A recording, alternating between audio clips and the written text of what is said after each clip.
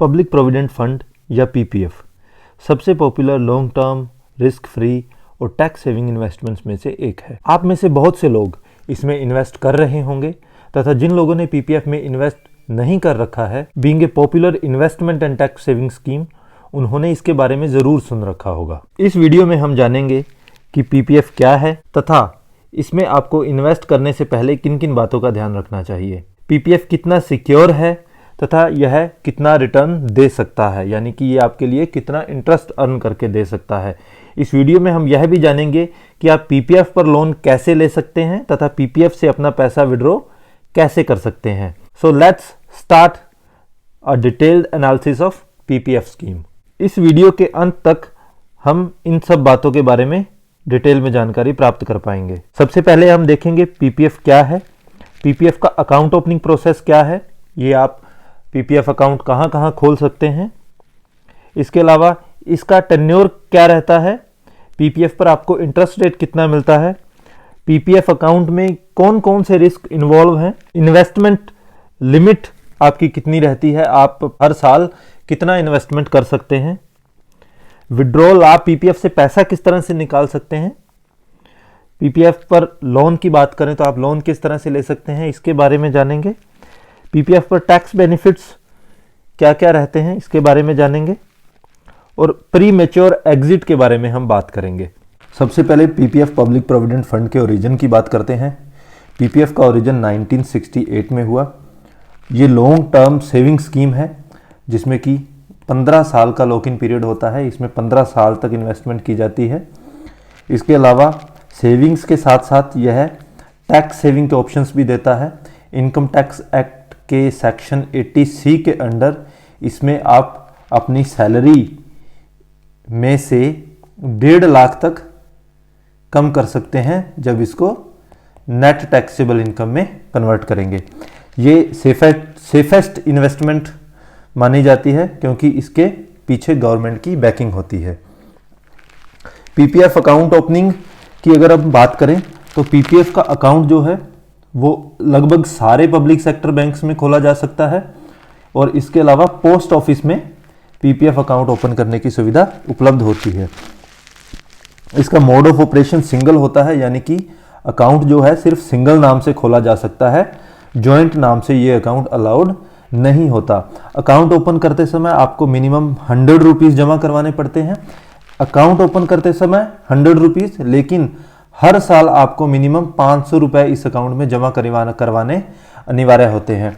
इसमें नॉमिनेशन किया जा सकता है और माइनर का अकाउंट भी खोला जा सकता है। सपोज कोई आदमी या बच्चा 18 साल से छोटा है तो उसका अकाउंट भी खोला जा सकता है, परंतु ये अकाउंट जो है अंडर गार्जियनशिप में ही खोला जाता है। कोई इंडियन सिटीजन इस अकाउंट को खोल सकता है और एनआरआई और एचयूएफ जो है वो इसमें अलाउड नहीं होते हैं। टेन्योर की बात करें तो इसमें मैच्योरिटी का टेन्योर 15 साल होता है, लेकिन इसमें से जो विड्रॉल है वो पार्शली किए जा सकते हैं जब आपके 6 फाइनेंशियल ईयर पूरे हो जाते हैं, यानी कि 7वां फाइनेंशियल ईयर जब भी शुरू होगा तो 7वें फाइनेंशियल ईयर से आप इसमें से पार्शली विड्रॉल ले सकते हैं। इसके बारे में इस वीडियो के अंत में बात करेंगे। 15 साल के बाद इसको 5 साल के लिए एक्सटेंड किया जा सकता है। एक बार में 5 साल के लिए एक्सटेंड होता है, आप इसको 1, 2, 3 कितने बार भी एक्सटेंड करवा सकते हैं। तो इनडेफिनेट टेन्योर के लिए आप इस अकाउंट को चला सकते हैं। इंटरेस्ट रेट की बात करें तो गवर्नमेंट इस पर 7.1% इंटरेस्ट ऑफर करती है। चाहे आप अकाउंट ये बैंक में खुलाएं या पोस्ट ऑफिस में खुलाएं, हर जगह आपको सेम इंटरेस्ट रेट मिलेगा। ये जो इंटरेस्ट है ये कंपाउंड होता है एनुअली और आपके अकाउंट में ये 31 मार्च को यानी कि फाइनेंशियल ईयर के एंड में क्रेडिट होता है। इंटरेस्ट की जो कैलकुलेशन है ये सबसे इंपॉर्टेंट पार्ट है। इंटरेस्ट की जो कैलकुलेशन है उस महीने की 5th तारीख जो है, 5 तारीख जो होती है और उस महीने की लास्ट तारीख, सपोज 30 का महीना है तो लास्ट तारीख को इन दोनों डेट्स का बैलेंस देखा जाता है। इन दोनों में से जो बैलेंस कम होगा, जो भी बैलेंस कम होगा उस पर इंटरेस्ट कैलकुलेशन की जाती है। रिस्क ये बहुत ही लो रिस्क कैटेगरी में कंसीडर किया जाता है क्योंकि इसके पीछे गवर्नमेंट की बैकिंग होती है। बिल्कुल रिस्क फ्री इन्वेस्टमेंट है और इस पर जो इंटरेस्ट है 7.1% जिसके बारे में हम पहले बात कर चुके हैं वो गारंटीड होता है। इन्वेस्टमेंट लिमिट की बात करें तो मिनिमम 500 रुपए हर साल इसमें पीपीएफ अकाउंट में जमा करवाना अनिवार्य होता है। अधिकतम आप 1.5 लाख रुपए तक इसमें जमा करवा सकते हैं। नंबर ऑफ ट्रांजैक्शन की बात करें तो साल में मैक्सिमम 12 पैसा जमा करवा सकते हैं। और सपोज किसी पर्टिकुलर ईयर में आपने 500 रुपए जो मिनिमम अमाउंट है उसको डिपॉजिट नहीं करवाया है तो आपका अकाउंट इनएक्टिव हो जाता है। तो एक्टिव करने के लिए उस साल का जो 500 रुपए है वो हमें जमा करवाना होगा अकाउंट में, प्लस जितने साल अकाउंट इनएक्टिव रहा है हर साल 50 रुपए के हिसाब से आपको पेनल्टी पड़ती है। एक एग्जांपल के लिए बताता हूं। सपोज 2013 फाइनेंशियल ईयर में आपने मार्च 13 तक का जो फाइनेंशियल ईयर था 12-13, इसमें आपने कोई पैसा जमा नहीं करवाया, तो इसमें आपने 500 रुपए जमा करवाना था। उसके बाद 2013-14 इसमें भी आपने कोई पैसा नहीं जमा करवाया, इसमें भी 500 रुपए करवाना था।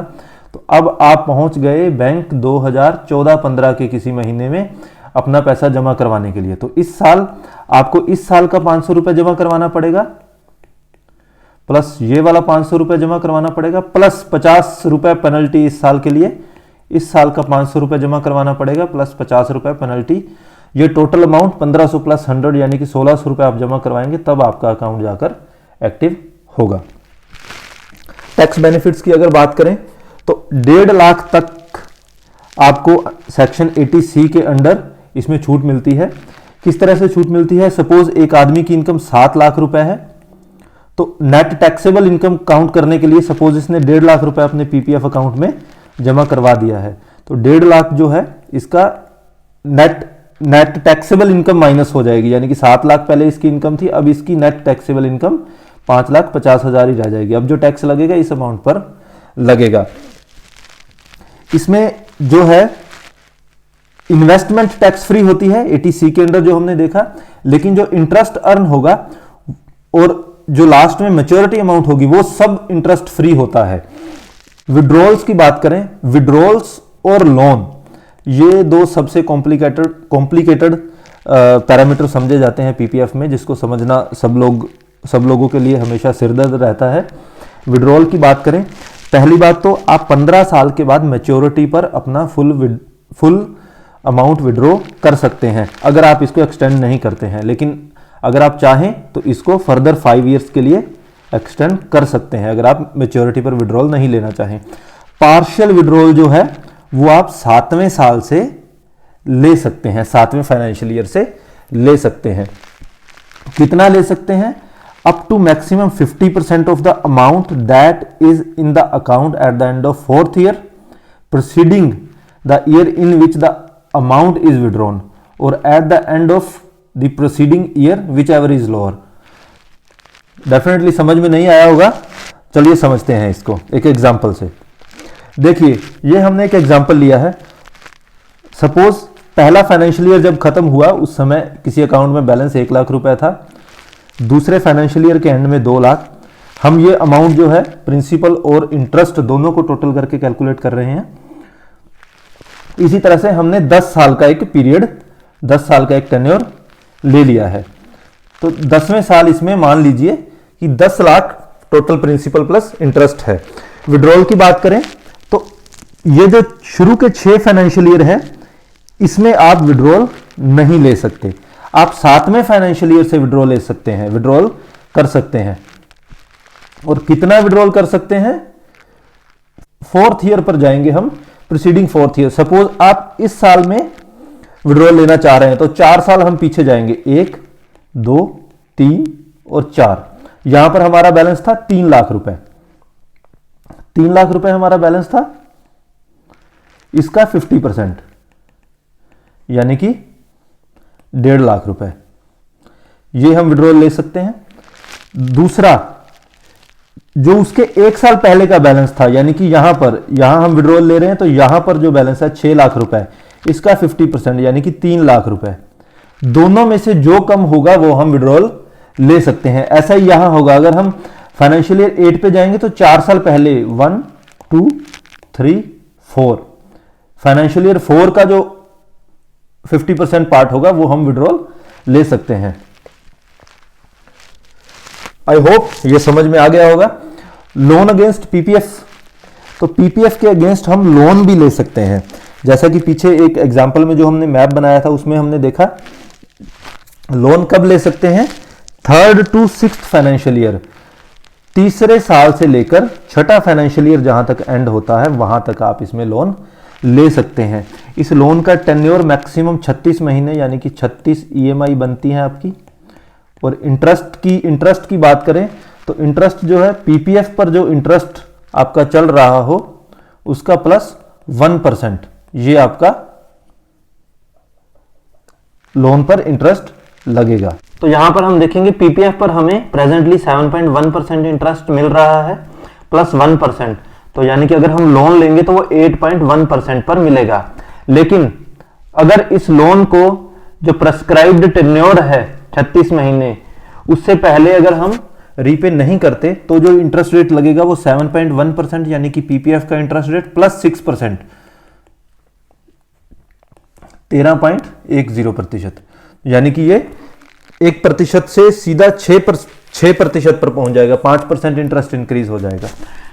लोन कितना मिलेगा, maximum 25% of the balance eight the end of the second financial year proceeding the year in which the loan was applied for. आगे एग्जांपल के माध्यम से इसको समझते हैं। सेकंड लोन जो है आप ले सकते हैं, लेकिन बशर्ते कि छठा फाइनेंशियल ईयर आपका शुरू होने से पहले वो लोन पूरा, पिछला जो पहला लोन है वो पूरा भरा हुआ होना चाहिए। देखते हैं लोन कितना ले सकते हैं। तो यहां पर मैप में बताया है कि हम तीसरे फाइनेंशियल ईयर से शुरू होकर 4th, 5th और छठे फाइनेंशियल ईयर तक लोन ले सकते हैं। लोन ले कितना सकते हैं, सेकंड जो फाइनेंशियल ईयर है, प्रोसीडिंग सेकंड फाइनेंशियल ईयर है, सपोज हम यहां पर लोन लेना चाह रहे हैं तो फर्स्ट, सेकंड, इसमें जो बैलेंस होगा 31 मार्च को उसका 25% लोन ले सकते हैं। ऐसे ही अगर इस फाइनेंशियल ईयर 4 में जाएंगे तो फाइनेंशियल ईयर 2 का 25%, इसी तरह से हम आगे कैलकुलेट कर सकते हैं। आई होप ये आपको समझ में आ गया होगा। पीपीएफ से जुड़ा कोई और कंफ्यूजन हो तो आप कमेंट बॉक्स में जरूर लिखें। Please like, share and subscribe. Thank you.